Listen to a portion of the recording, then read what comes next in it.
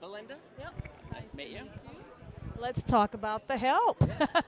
um, big movie, big thing when you were working on this movie. Did you ever imagine everything that's happened with this movie? No, not one bit of it.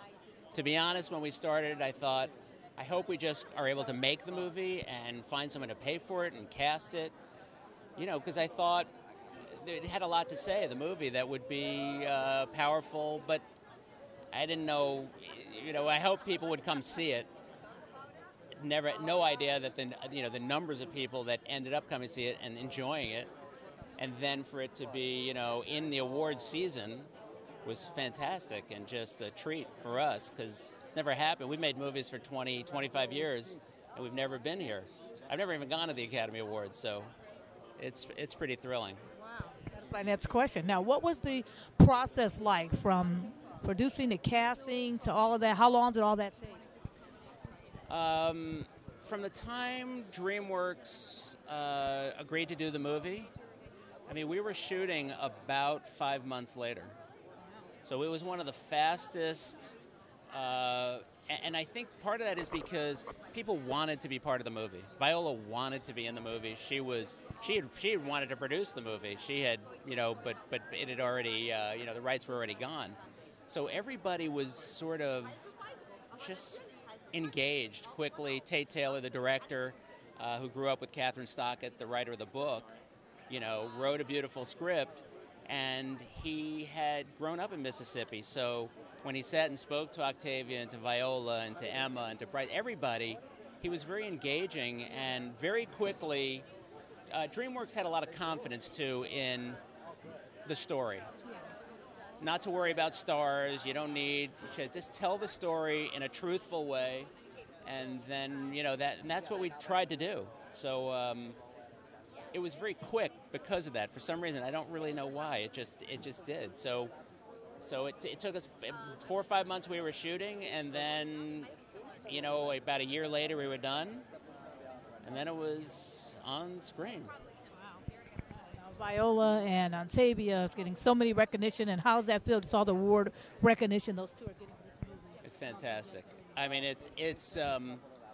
I said there've been a couple of shows where I said if I could trade right now my award for them both to get their awards, that would make me happy, because I think they're just both beautiful people, beautiful just human beings, and I've gotten so close to them over this process, and they've worked so hard at their craft for years, and feeling sort of unrecognized, partially because there's not that much material for them, for women of color. But so it's just so great to see them, blossom and do such a great job, and for people really everywhere we go, they give them standing ovations, and it's just fantastic. So, yeah. Just at the Image Awards on Friday night, and that was amazing. You guys there? Yeah. Yeah, and they're just like, everybody's just so happy for them, and that goes everywhere we are. Yeah, everywhere we go, they're just standing ovations, and it's fun. Wow. Now, what do you have coming up next? We have a couple of things we're working on. We've got a film based on a documentary called Crime After Crime, which I'm hoping.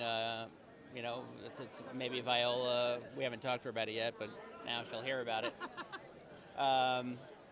But it's a terrific human story, about a woman falsely accused of a murder, and about her journey to try to, undo it. And it's, so I don't know, The Help's opened up a sort of a slightly different kind of movie for us. We're, known for Harry Potter and Home Alone and Night of Even fun family movies. But this is this kind of movies that Chris and I have always wanted to do.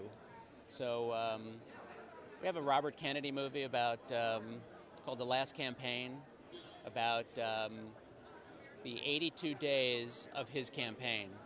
And you see the journey of this man from, sort of finding his way to really finding a voice and a connection to, in particular, the black community that wasn't necessarily good politically, but it was soul. He found his soul in that time period.